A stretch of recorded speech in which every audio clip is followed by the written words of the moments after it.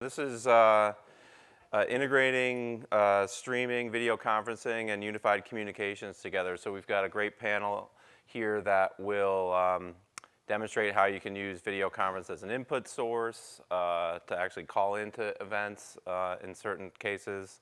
And we'll get into the details a little bit later. My name's Andy Howard. I have a consulting company called Howard & Associates that helps organizations implement video communications, so video conferencing and video streaming. Been fortunate enough to have a number of good clients, including BlackRock, who's on the panel here, Deloitte, Aetna, and a few other good names there.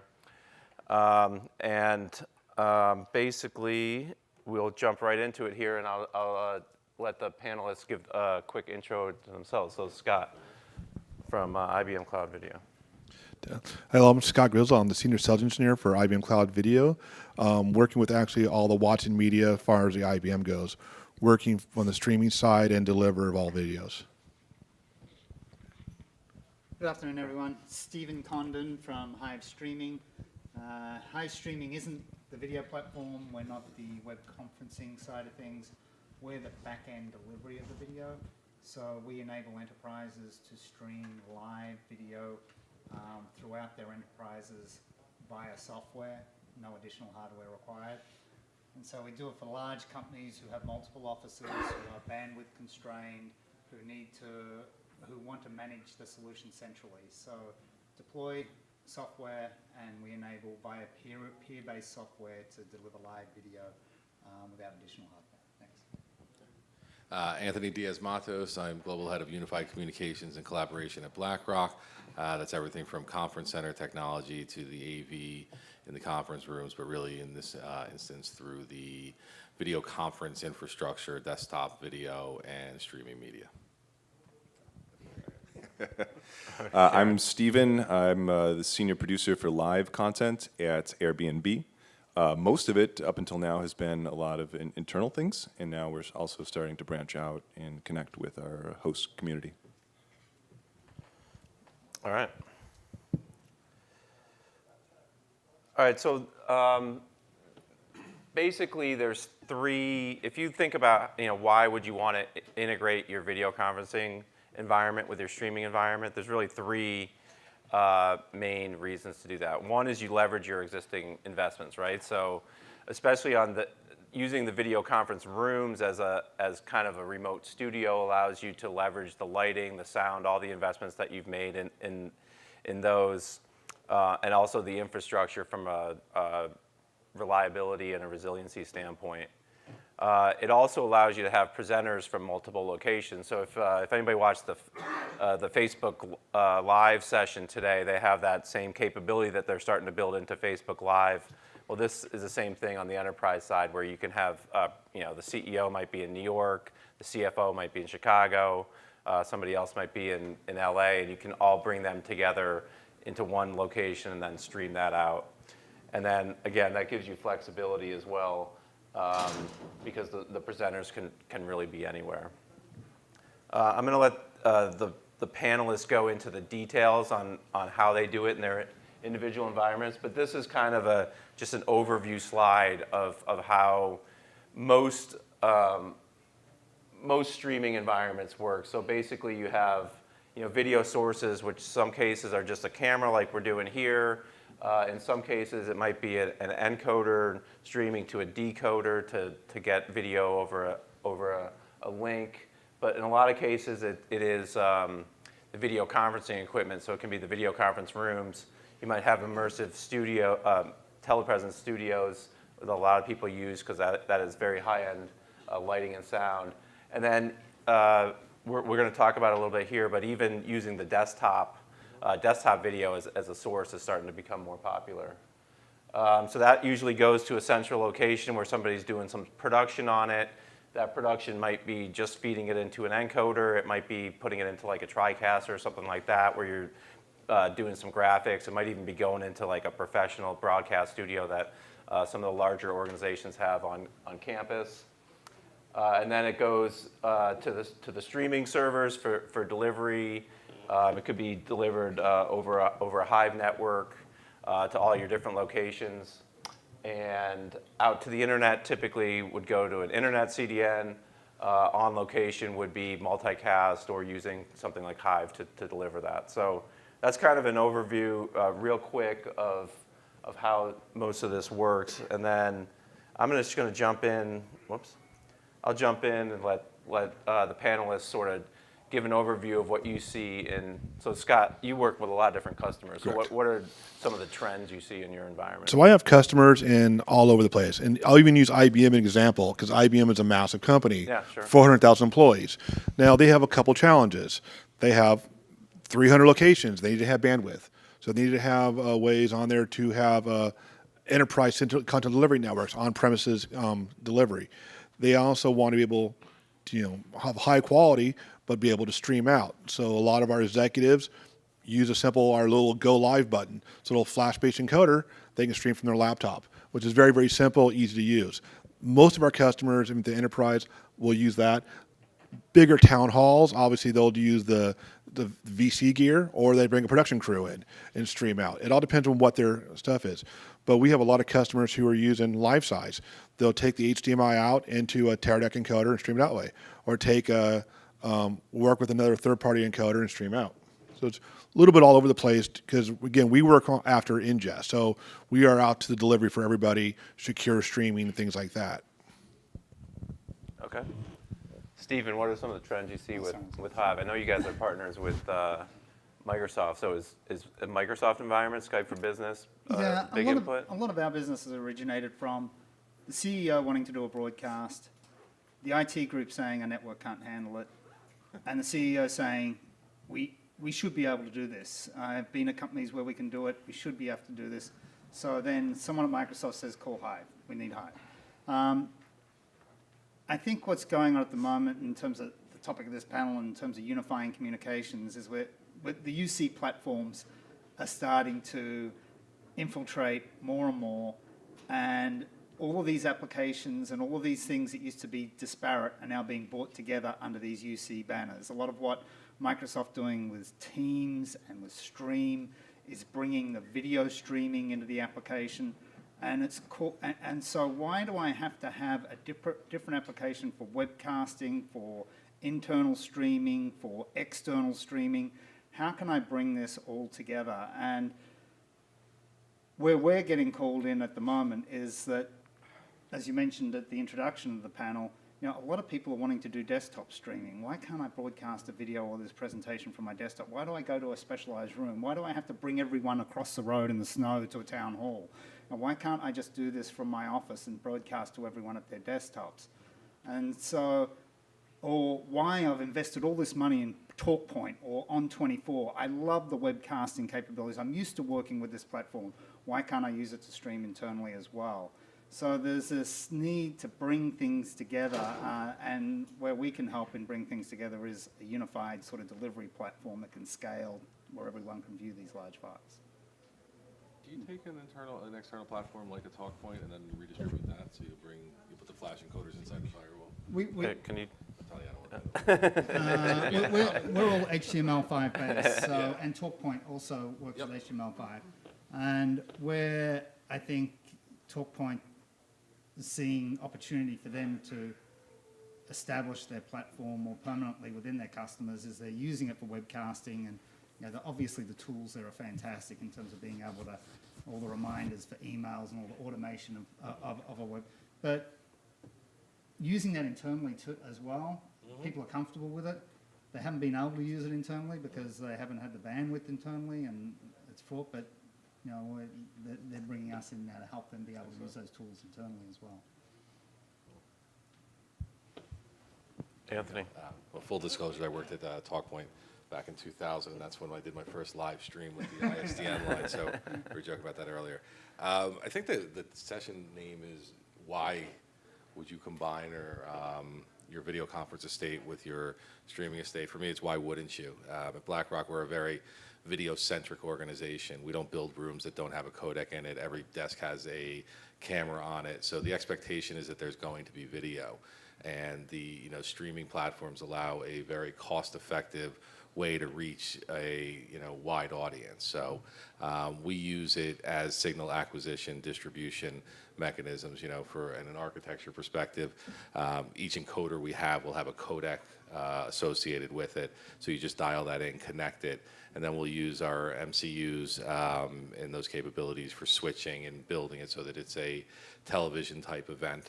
And that's on the high end, right? And then we go down to the low end where you just kind of connect the codec and stream it to the desktops for a town hall and things like that. So, I think it's the highest ROI. You put a VC in, you can grab a camera, an HDMI, an SDI, you can feed it into that codec. That codec can then connect to the encoder, and each piece of those investments have different returns, right? So I'm not going to build a broadcast quality camera into every room, but having a codec in that room means that I can use that room for a high-end broadcast or a low-end broadcast.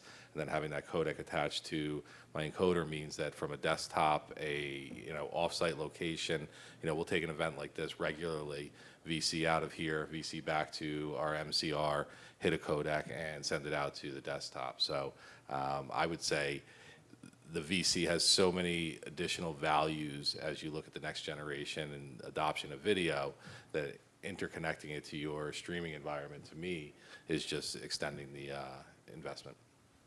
Yeah, and I think an important point there is that, like, for those higher end events, right, when it's a CEO broadcast or it's an earnings call or something like that, the video conference network is already fully redundant and extremely resilient, so you can feed that into multiple encoders. So if anything happens along that chain of the production, if it goes down, you still have backups, one backup, two backups, depending on how high profile that event is. And we go a little farther than that, right? Is that if your streaming falls over, you can fall over to your video, right? Because we're taking that in.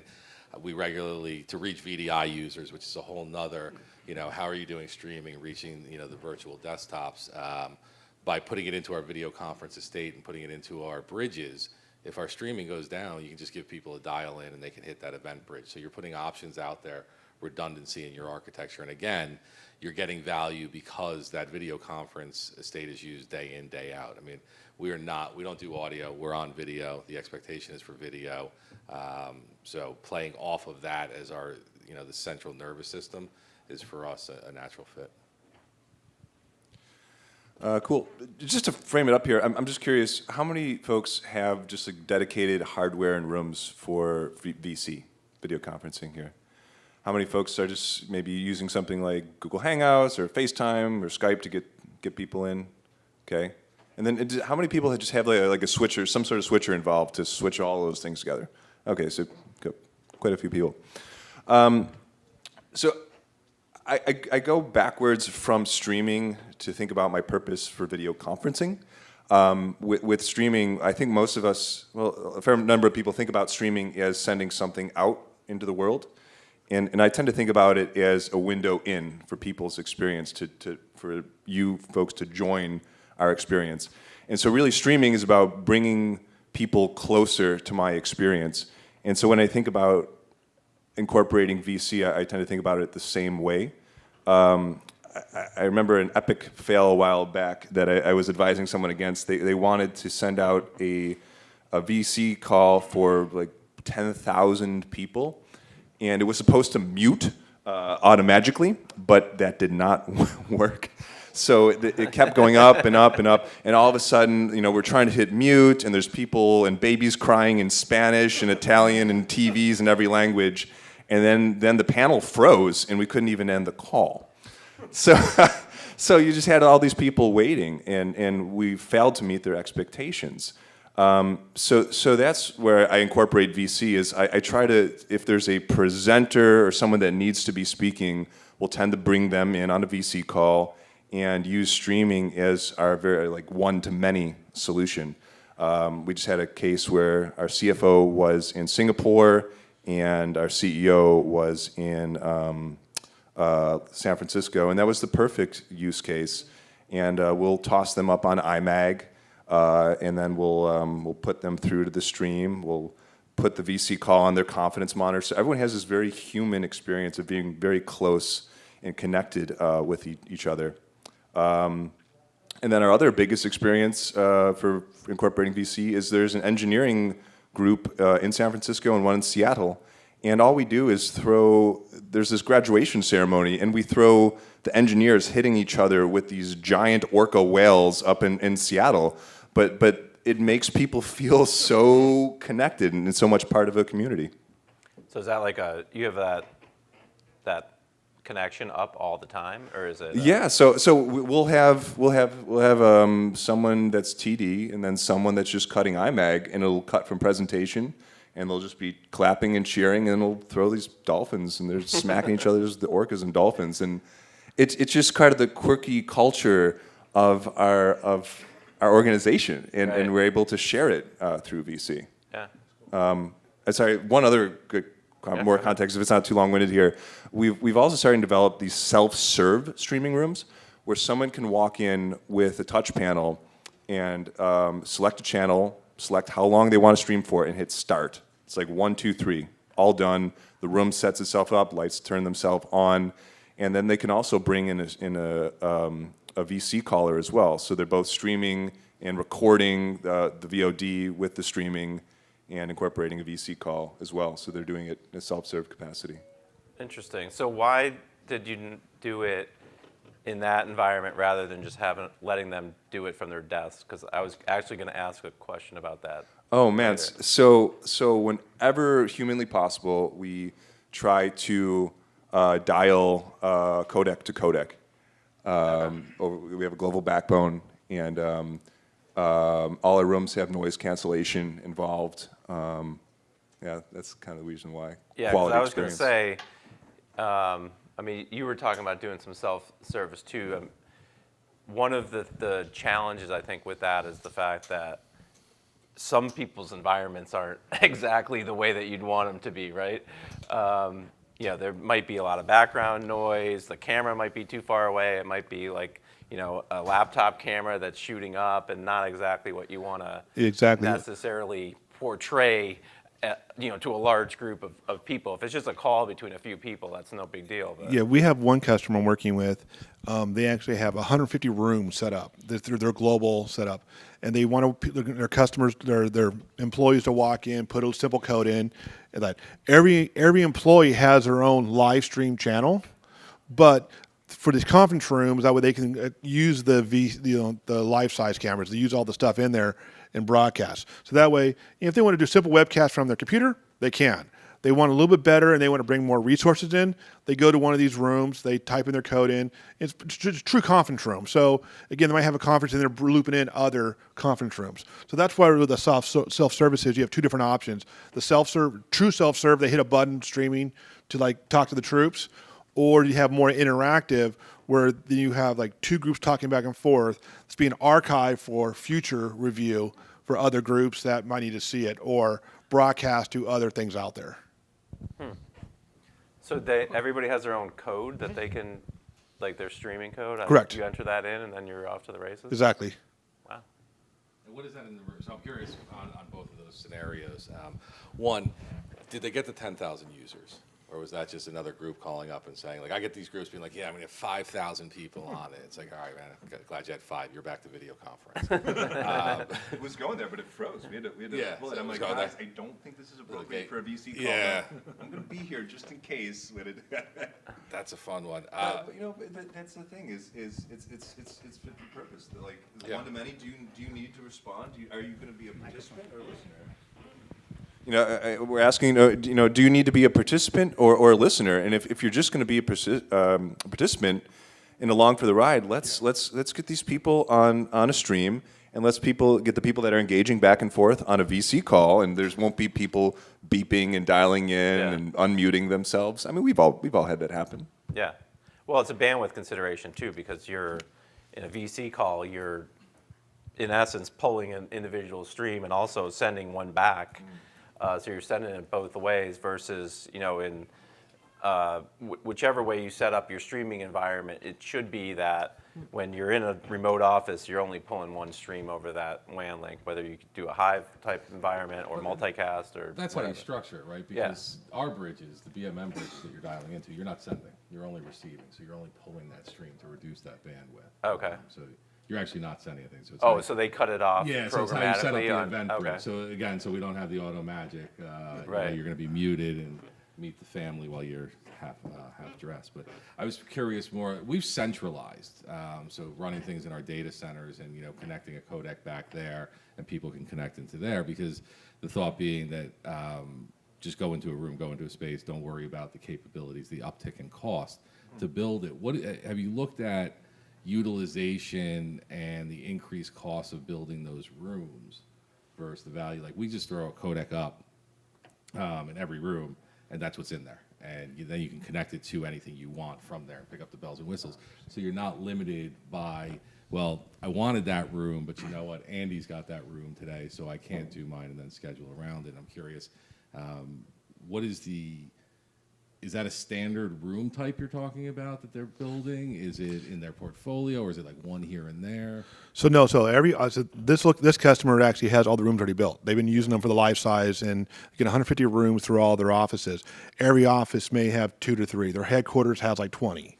So it all depends on the size of the stuff in the UK. They have 2, the smaller office. But in Japan, they might have 20. Again, different offices around, but in all the infrastructure is pretty much uniform. Minor differences in some of the restaurant stuff, minor amps and stuff, but overall the spec is identical, which is nice. It's very, someone remote can support them doing all that, and that's what they want to make sure. That's what they want to make sure they can test in one location, push out to all locations, and make it simple and easy to use. And I get that. I mean, that's how my company got founded. We started off working for churches. Enough people went to churches and they wanted very simple streaming stuff. Now they work in a corporation. They want the same easy to use, but now scale is important, and reporting. It's the same thing where any company you have the VC. The cool thing about using streaming connected with the VC is you can do authenticated viewership. You actually know who's viewing. You kind of get that with WebEx. You kind of get that thing together, but you don't get the deep analytics of, okay, Scott watched this video for, 2,000 seconds, on a mobile device, on a train in Indiana.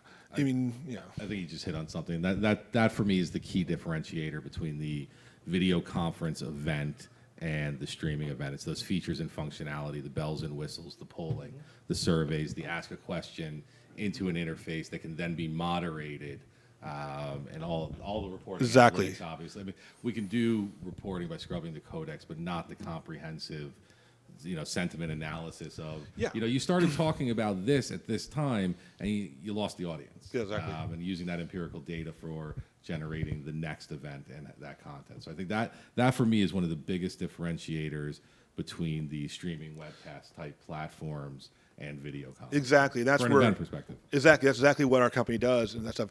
I mean, I can't win on a pure VC. Video conferencing. We're not that company, but we can work with the VCUs out there and the different things out there to stream. But now you get that more detailed information. You get the more interactive stuff. So now maybe you can't talk to the presenter, but you can ask questions. You can get it moderated. You can get more information going through. People can pass through links for you, and it's not interrupting the overall stream. So, it's it's still interactive, just in a different way. Just to add onto that, but also the streaming companies can often give you, or the streaming providers can often give you a lot better insight into the quality of the stream and who it reached, and as opposed to who asked questions and when, how much buffering took place, all that sort of stuff. The streaming providers can provide. We can do something that's rather neat. Prior to an event, we can send a stream to everyone who's going to be potentially involved in the event in the background without them knowing about it, to see what their quality experience is going to be like before the event, and get back all the statistics from them without even their participation, which is pretty cool. Yeah, what's that feature called? People love that, right? It's I've called heard a lot silent about that. testing. So Silent testing. you run a simulcast in the background to people's desktop. Hive runs silently in the background, and you can set the amount of CPUs it will take, but you can get back all the data prior to the event on, are we going to have problems in this subnet? Are we going to have problems with people on these browsers? Are we going to have problems with all different variables prior? All right, well, does anybody have any questions from the crowd? We want to keep this interactive. Go ahead. Yeah, sorry, this session is like my 2 jobs that I do at work coming together. It's kind It's just, I mean, so I work at we'll say a legacy insurance and financial services company. It's been around for a long time, and they're super resistant to change, particularly technology. I think we're just getting them off audio teleconferences, right? And I have like in this weird rogue pirate way dragged live streaming into the enterprise, and we found some extra money and built a studio and got a new TriCaster and all this stuff. But what we're running into now is that we're so popular now that people are seeing this that we're starting to do broadcasts where enough people tune in that you're going to wreck the network and we're all going to die. It sounds like the Hive thing is that what you guys do? So you broadcast with livestream.com, and I guess it's really a unicast thing, which is sort of the problem, right? And these little lawyers' offices out in Fargo and whatever else don't have the bandwidth for it, and we bring everything down. Is that the kind of stuff that you guys do? Yeah, there's a number of ways to solve that problem that you're experiencing. One is people have talked about is unicast, where you put hardware into each head end of your subnets and everyone, and there a stream is broadcast to everyone behind within that subnet. We have a peer-based offering which can operate via WebRTC-enabled browsers, or you install software. And what that does is you deliver one stream into each subnet via a CDN or whatever who you're using to deliver that one stream. And then the peering software takes over. We don't actually touch the video. We're just signaling back and forward from the client to say who's going to be the most effective source for this content. And so everyone shares the stream, which you can do with adaptive bitrate streaming. There's a little buffer in there, and so we take advantage of that to enable everyone to view the one stream behind the subnet. Yeah, so there's three main ways to solve that problem. One is what Hive's doing with the software approach, and the advantage of that is you don't have to put in any other hardware. It's just software that runs on your machine, right? There's another approach is to do unicast, but put in a hardware appliance or a software VM that does stream splitting. So the big challenge is the WAN link, right? You don't want to have multiple streams going over that. So in that case, you pull one stream down, and then when other people, it all gets served up locally. And then the third way is multicast, which basically does the same thing, but it does it just on a networking basis. So it really, a lot of it depends on how your network's built, what you have in place now, whether you like the software route, or there's networking people that like the hardware. So there's a bunch of different ways, and they can all be successful. I've seen them all work well. Did you have a point you wanted to make? No, we did it the wrong way. I mean, we're still having trouble getting this prioritized, and so I mean, we're just buying more bandwidth. That's where we are. I mean, but that's where that's where we want to go. But I mean, we do at some point that stops scaling. Small global offices, have trouble. Yeah, but it is important to get this on the roadmap. I would say that would be my piece of advice: is get it on people's roadmaps early. So when you get a global backbone built out, this is all part of the plan. It starts with your network analysis. You'll say that, it's little horses for courses. I think that I have all three of those solutions. Well, I don't have the software in place, but my smaller offices aren't multicast enabled, so I've got to do a unicast to them, put a head end in there. I think it starts with, being here, a network analysis, and looking at those different options to bring it all together. Because and it's funny, you said Hive earlier, the success is based on those CEO events and those town halls. That's where my funding comes from. To be honest with you, we went out, we started 8 years ago, just nailing all the high-end meetings. And when you get those delivered and the CEO sees how the reach that he has, and you change the way that they're communicating, you'll get to the funding. So you need to have a plan as you're building it, because when it comes, that's where it's that critical mass. So. I'm tearing up right now. I think you're talking about my life. I've been there. It's awesome. It's a fun ride. Yeah. Now, Well, the thing is, too, though, once that happens, right, then the next layer of management says, that's awesome. I want to do that, too. And then there's more of them, and then the next layer down wants to do it. So then, you just have this explosion of events. I mean, what was the growth in BlackRock this year? It was incredible. Oh, it was literally hockey stick, the number of events per week. Once it got out there, everybody's, has to do it this way. And then if you don't have the network set up, then you are really going to have a problem. Yeah, we actually had that issue at IBM because we had so many locations around there. We had some location in India, and they had no internet, and they had 100 people in there or 1,000 people in there, no internet. Limited. So we had to literally put the ECDNs in there, which can be a virtual image. It can use Cisco ISRs. You can use different things out there. Even Riverbed's a great thing. People make proxies deliver via the unicast streams. So one in the WAN and deliver on the LAN, and that's kind of the simple, easy way to do it. And it depends on your network, like he said. To that Dan. point about going from the PC world to the streaming, you had to make the case in the first place to say, okay, we're going to start doing this, and you showed you could deliver, and they bought in. To add the streaming capability, did that take another kind of sales job, or once you just said, hey, we're going to make this easier, they just sure go ahead? Yeah, it's because the investment was getting anything to the desktop, and we actually started by delivering CNBC, MSNBC, and Fox, right, for our business folks, making sure that they had some way to watch it on their desktops, and started leveraging it for events. So once we got to, and I give myself a little credit, timed it really well last year in terms of the budget cycle and showing the value of what we had built a year ago.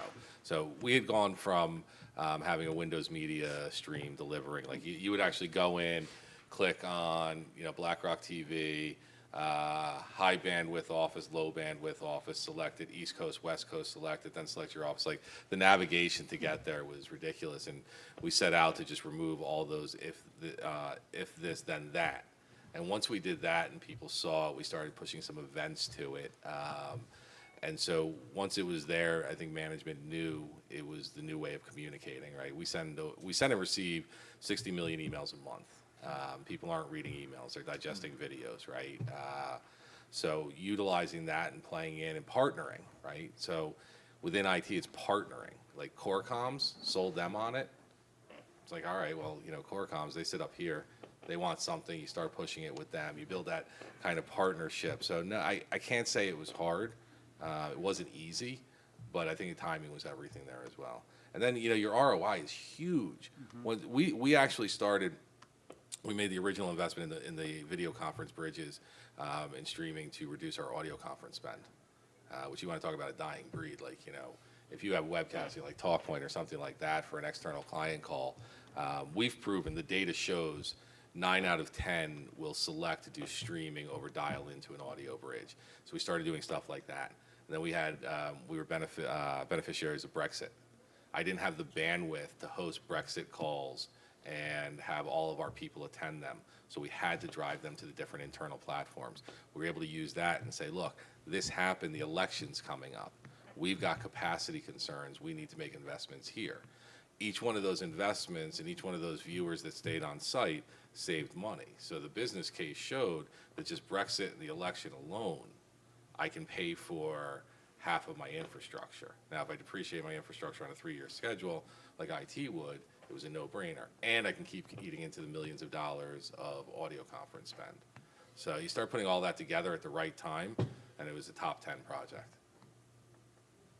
And just to add something about bringing video to people at their desktops, they're all enjoying video socially at their desktops.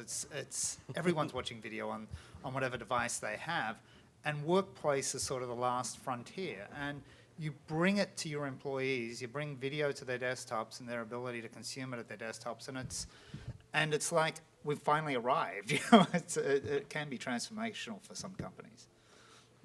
Yeah, now we have to get it to their mobile, right? Because it's a mobile workforce. Have to get it to their remote desk, right? This is where it really spirals out of control.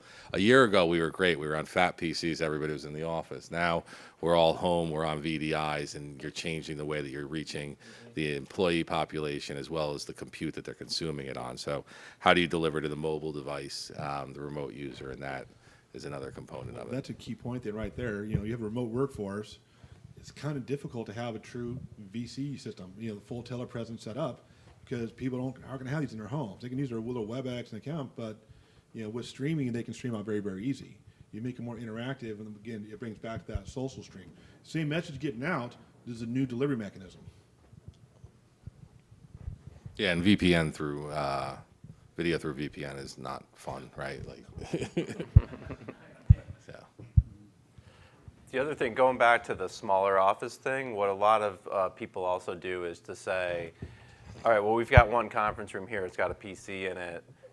You know, if there's 10 people in that office, you don't want all 10 of them watching the same stream. Just say, you guys have to go into this one room and watch it. Or they'll throw it up on the digital. If you have a digital signage system, you can take that over temporarily for the big event, tune it into the stream, and then turn it down. And then there's really not much impact on your network, even if it's a small enough office that you can't invest, in some sort of method on the network.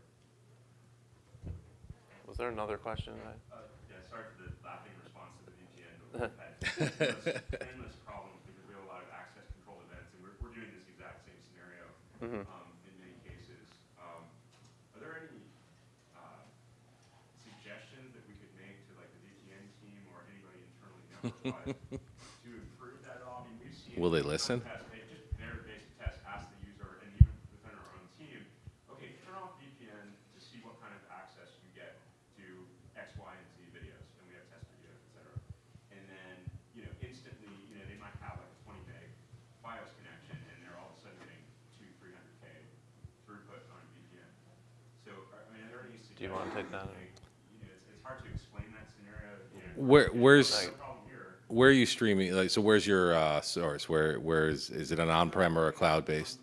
So On-prem. we have everything on premise. So we have media servers in-house. Yeah. The VTC endpoints, the codecs are usually within conference rooms within the same facility. We have professional camera work and stuff for the larger venue. Yeah. For this type of scenario, it's individual VTC codecs, connecting to our streaming systems in-house. Yeah, so where I am with that right now is it's a bit of a jury rig in that the VPN is an issue and the on-prem, combining the two, and you're not. So what we're doing is we're using the desktop video conference solution, which again, you're on day in, day out. It's your phone, right? Your phone rings, you answer it, you've got video, and we'll give people dial-in access to those live events so they consume it that way. But what we're working on, and we're working diligently on, right, Andy? That's correct. Is an inverse split tunnel VPN where you're going to pick up the authentication through your regular mechanisms, but that stream is going to be redirected to the cloud. So you're not, right? Like that's the thing is if you're doing a live event, you're going to kill that VPN concentrator trying to jam that pipe, trying to jam that video through it. And if you have the more people that are trying to watch it, the worse it's going to be. So we're going to look at redirecting that to a secure cloud environment. So, you're going to be VPN, you're going to be, multi-factor authentication, but that encrypted stream will come from a cloud service provider and not come through that VPN concentrator. So would that go like an origin edge type scenario, or would you be sending directly to like a cloud service provider with the individual stream? What are we going to do there, Andy? Yeah. So if you're let's say I'm at my home office, I VPN into the network. I'm basically in the network, right? But everything that's going from the network to me is all coming over that VPN, which, to Anthony's point, when you start putting video over that, that really taxes the infrastructure. So the way around that is you take your stream from internal, send it out to a CDN, Akamai, Limelight, there's a million of them. And then the user, when they access the server, it says, oh, you're coming from the VPN, go grab this URL, and you pull the video outside of the VPN. So you're still connected to the VPN, because that's the thing. You don't want to tell your users, well, whenever you're watching video, you have to drop off the VPN, because people are multitasking. They want to be on their email and everything. So that's the way to get around it. Yeah, And I don't think we would get permission to do that anyway. I mean, the actual video transmissions are more. But, well, you can still, the video can still be encrypted, right? It can still go over HTTPS. If you're doing adaptive bitrate, you send it over HTTPS, it's still encrypted. And I would say There's a lot of if I got security it, there's a chance that you'll get it. Like we get no by default. So we did all the pen testing and the SOC testing on it, and InfoSec was very happy with what we've put in place for that. So it's worth looking at, because there's adaptive bitrate, yes, but you're still through the VPN. It's not really the best solution that you're going to have there. Yeah, we're the same way. For us, you log into a portal, through your VPNs, and that's where you get the authentication from. Then all the videos delivered via the network, via Akamai, whoever, or on premises, even like Hive or like ECDN. Everything's totally secure because the encryption's around the video, pulling off the token we're getting from the authentication. So everything's the same, it's just not using the VPN for delivery. The VPN's for your web traffic and simple stuff. Yeah. You're almost running like hybrid environment to who you're going to reach. And the other thing is, you're going to have to. It's a very similar conversation. I don't know if you're going VDI, looking at VDI, but that kind of hairpin you deal with of needing to redirect the actual media to the terminal, similar in the VPN world and how you architected it. Thank you.